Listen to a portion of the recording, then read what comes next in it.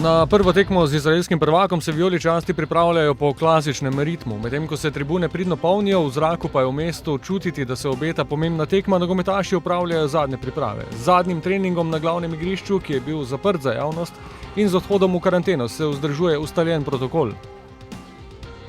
Na srečanju z novinarji pa sta o tekmi fokusirano in preudarno spregovorila Ante Šimundža in Marko Šuler. Da v kadru ne bo poškodovanega Aleša Mejača in da gre za resnega evropsko izkušenega tekmeca, je med drugim povedal trener. Ni bilo lahko jih poročiti, prosto razlog, ker so igrali samo 2 uradni tekmi. Dobili smo nekaj video zapisov iz pripravljalnih tekem. Ni njihova realna moč prikazana, prosto razlog, ker so bili toliko dominantnejši. Je pa evidentno, da so ekipa, ki ve, za kaj gre, je ekipa, ki igra zelo, zelo hitro, ekipa, ki ima dinamiko, katera išče globino, katera je mentalno zelo, zelo ofenzivna. Pomeni, da tole našo domačo nalogo smo zanalizirali, smo naredili.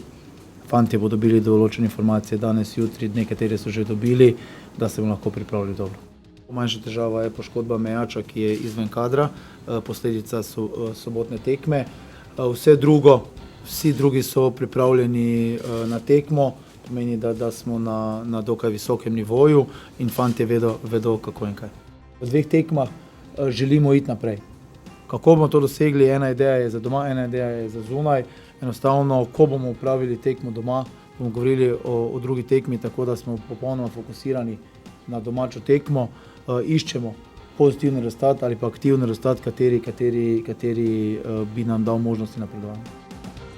Z izkušnjami igranja pri Makabijevem mestnem tekmecu Hapoelu pa je z zanimivimi in uporabnimi informacijami postregel tudi branilec Šuler. Makabi v tem času, mislim, da zelo je podobna ekipa, kot je zdaj. Igrajo ta pas, hitri pas žoga oziroma zelo po tleh, manj na kontakt in predvsem te žoge v globino med igralce.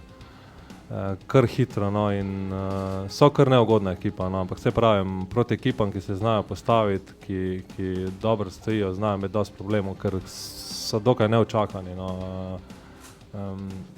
Se jih da hitro presenetiti, predvsem če dobro stojiš, seveda če se pa odpreš, če greš naivno, te znajo kaznovati.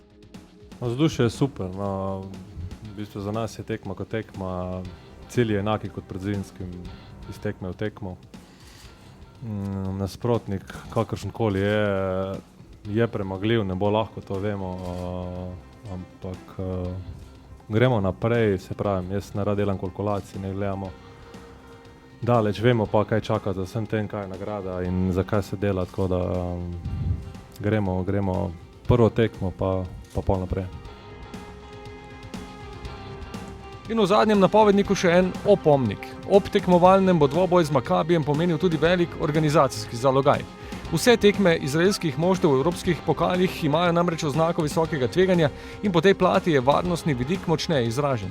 Naloge organizatorja bodo tokrat zahtevnejše, vsi udeleženci tekme se moramo zavedati, da bo zaradi dogodkov po Evropi v sredo Ljudski vrt pod posebnim drobnogledom. Tekmovanja pod okriljem UEFA niso prostor za izražanje političnih prepričanj, prav tako ne za kakršnokoli izražanje politične, verske ali rasne nestrpnosti.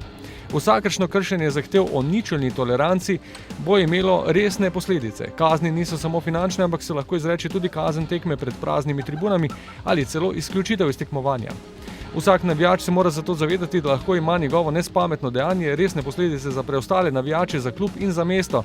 Zato bomo znova pokazali vijolično enotnost in skupaj storili vse, da pošljemo v svet sliko o zglednem obnašanju vseh, ki jim srce bije za NK Maribor.